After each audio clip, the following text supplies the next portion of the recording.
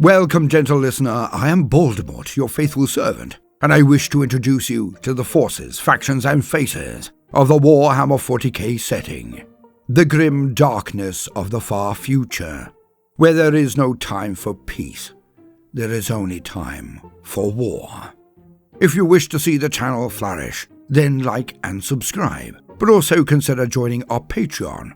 Alas, I have been trying to hide it, but I still have this damn cold, which means I was not able to contort my voice enough to perform the many roles involved in the Thaddeus, so that will be coming out next week. I humbly beg your indulgence. I did try, but Tarquinius ended up sounding more like Kermit, and Thaddeus like Miss Piggy, or Yoda, if we are being polite.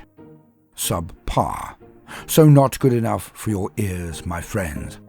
And so, for a brief bite only, as YouTube is excessively punitive towards gaps in content schedules, a wee ditty I found most illuminating about one of my favourite things in the setting. A drop of salt. Son of sanguineous that I am, this one I enjoyed deeply, and hope you do too. See you next week.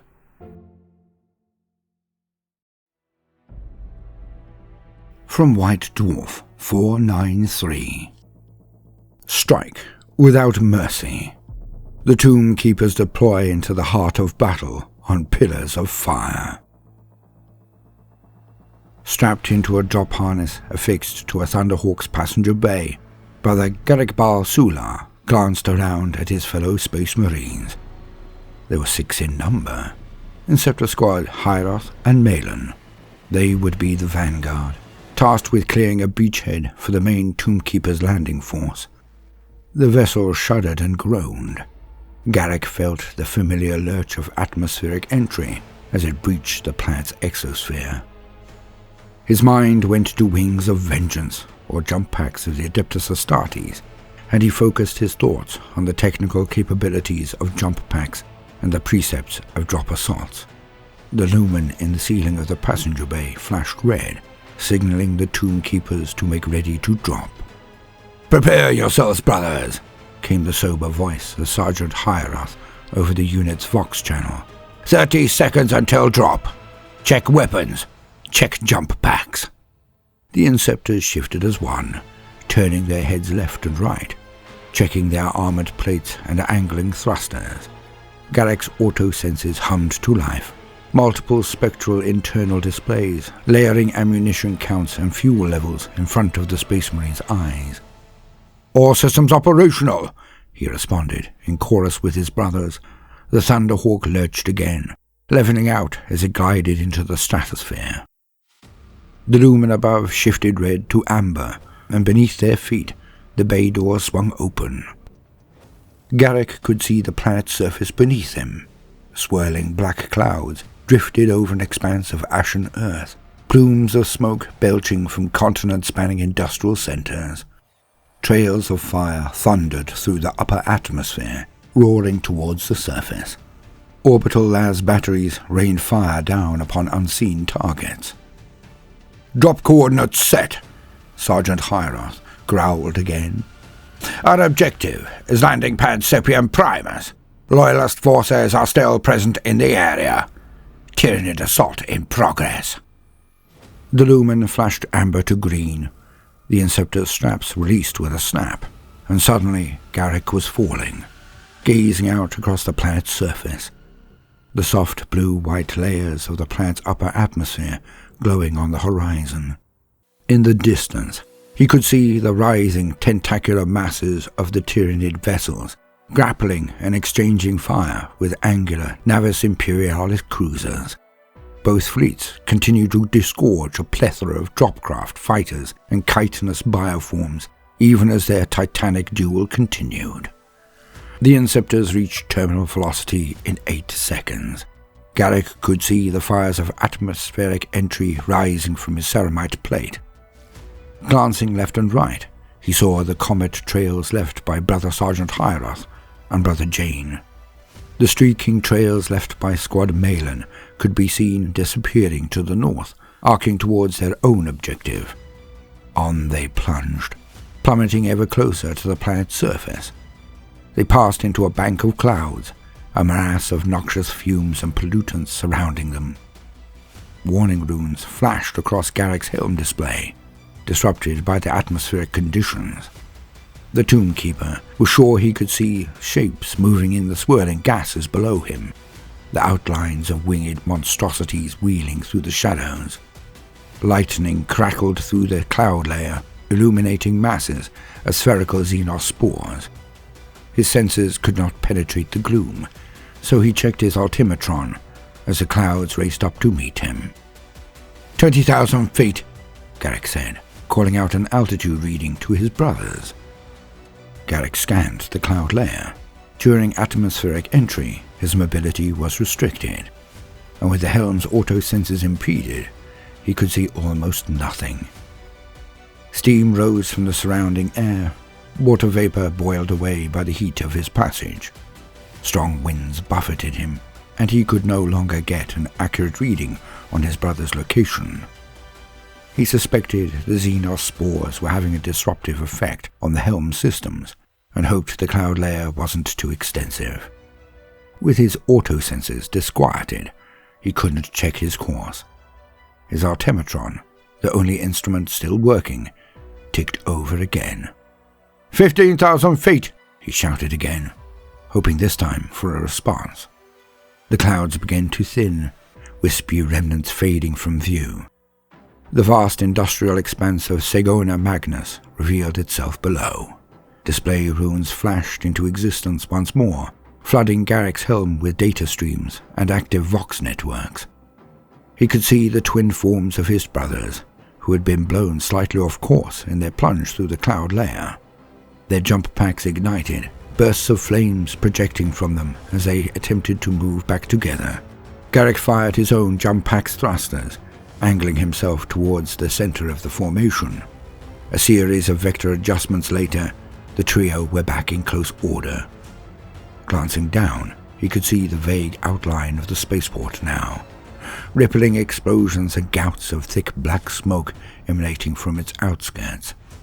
Winged Tyranid bioforms swept through the skies, swooping towards the battle zone on leathery wings. Even from this height, Garrick could see that the battle for Segona Magnus hung in the balance. Masses of Tyranids carpeted the city limits, sweeping across open ground like a purple tide. In their wake, the surface of the planet was barren, and only the smoldering remnants of armored vehicles and the skeletal shells of perimeter fortresses remained. Glancing westward, the Tombkeeper could clearly see the route the Xenos had taken, devoid as it was of vegetation and movement. An expanding scar upon the continent. His automatron clicked again. 10,000 feet! Prepare to engage thrusters! Garrick shouted. This time, the sergeant responded immediately. We must halt their progress immediately, Brother Sergeant Hyros said. Adjust trajectory 10 degrees east.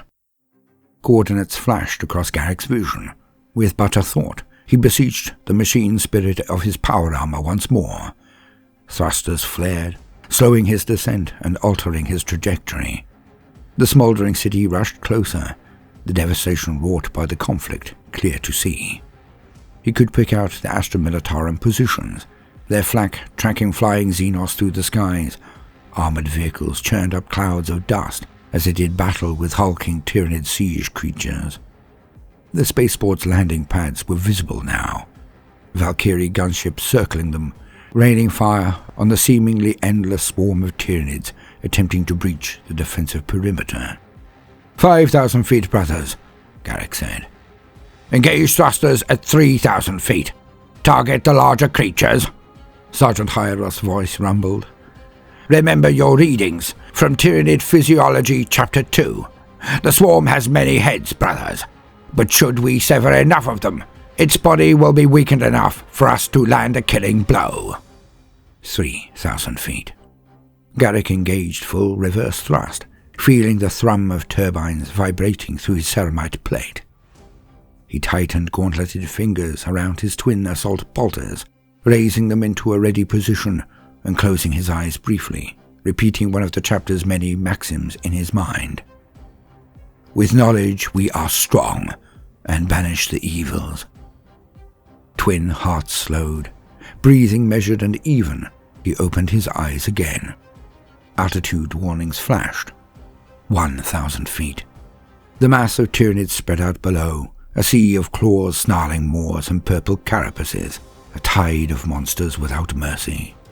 They swarmed over a trench line, slashing and stabbing with bony claws. Human soldiers fled before the swarm's advance, only to be dragged down by the devouring Xenos. Amid the mass of purple-armored creatures, large bioforms moved, observing the advance of their lesser broodmates. The Inceptors continued to streak through the firmament like living missiles, angling precisely towards their targets. 500 feet! Brace for impact! Garrick said through gritted teeth, fingers closing around the triggers of his assault bolters. Flames licked from twin nacelle as the thrusters strained, reducing the speed of the Inceptor's descent just enough to avoid injury, yet not enough to reduce the effect of their bone-crushing impact upon the foe. Jump packs screamed, machine spirits strained. The heads of Tyranid leader organisms snapped towards the plummeting Inceptors, but they were far too late to transmit a warning to the swarm. Sprung metallic plates affixed to Garrick's boots absorbed a modicum of force, but he felt the shuddering impact keenly, rattling through his skeleton and shaking internal organs. The Hormigaunt, unfortunate enough to have borne the brunt of his landing, was crushed beneath the massive bulk of the Space Marine's Gravis armor. Shards of splintered exoskeleton and pulsating masses of viscera spilled from the still twitching remnants of the Xenos. The Tombkeeper continued firing, assault bolters spitting explosive death into the mass of enemies. Targeting runes flashed across his helm's display, yet he had no need of them. The press of enemies was so thick that he could not have missed even if he tried. The Tyranids screeched and reeled in response to the unexpected assault. A momentary wave of indecision seemed to ripple through the swarm, arresting their progress. The human soldiers gathered around the landing pad made use of the time to reorganize, dragging their wounded to cover and resuming fire. The Inceptor's bolt fire ripped through the Tyranids, detonations spraying ichor that splashed over the Space Marine's vellum white armor. The foul fluids bubbled and steamed as they dripped down the plate. A single Tyranid hovered above the mass of scurrying Hormigaunts, its triangular bony carapace ridges crackling with eldritch power. Garrett searched his mental library in an instant, calling the creature's designation to mind. A zoanthrope.